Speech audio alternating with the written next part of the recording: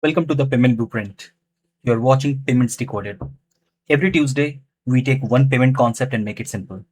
And today's topic is three-party model and four-party model. Most of us have used American Express card or Visa card or maybe Mastercard at some point of time.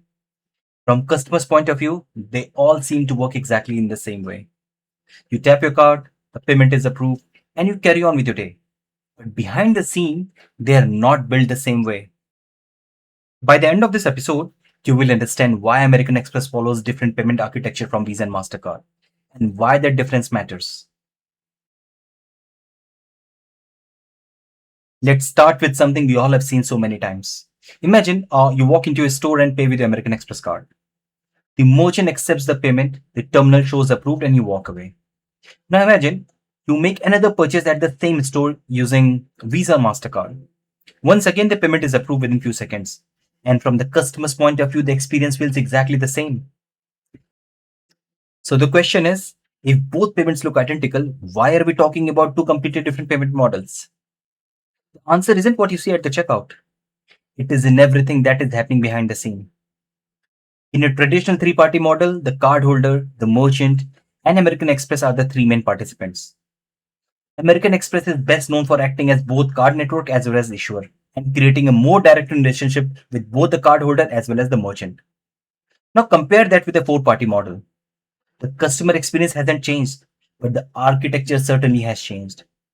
The payment now travels through acquirer, a card network like Visa and MasterCard, and finally reaches the issuer that decides whether to approve the transaction or not. The payment looks the same, however, the architecture behind it is completely different. Now let's see what those two payment models looks like in the real world. Imagine you're shopping and deciding to pay with your American Express card. The merchant sends the payment request directly to the American Express. American Express checks out the account, makes the authorization decision, and because it's also acting as a card network and the issuer in the traditional three-party model, it manages the payment without involving the separate issuing and acquiring bank. From its start to finish, there were few organizations involved, which makes the payment journey much more efficient and direct. Now let's compare that with a Visa card. You make exactly the same purchase at the same merchant for exactly the same amount, but from customer's point of view, nothing has changed. But behind the scene, the payment follows much longer path. The merchant sends the request to the acquiring bank. The acquirer forwards it to the Visa network. Visa even identifies the correct issuing bank and routes the authorization request. The issuer then decides whether to approve or decline the transaction, and the response travels all the way back to the same part to the merchant. And even after the payment is approved, the journey isn't over. The transaction still goes through the clearing and settlement before the merchant receives the fund. And that's the key difference. Both customers made the same purchase. Both merchants saw the same approved message. The customer experience is almost identical. The payment architecture behind it is completely different.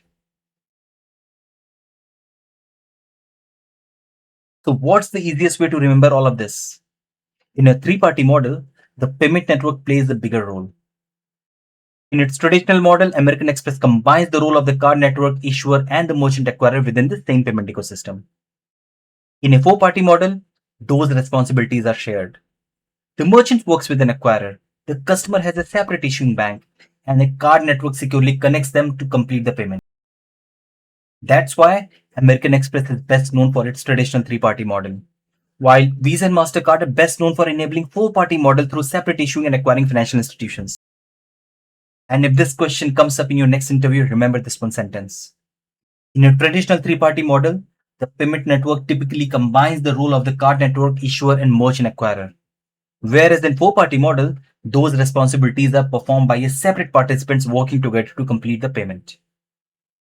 The next time you tap your card, the payment will probably feel exactly the same. But now you know there are completely different architecture making the payment possible. Until next Tuesday, stay curious, keep learning, and I will see you in the next episode of Payments Decoded.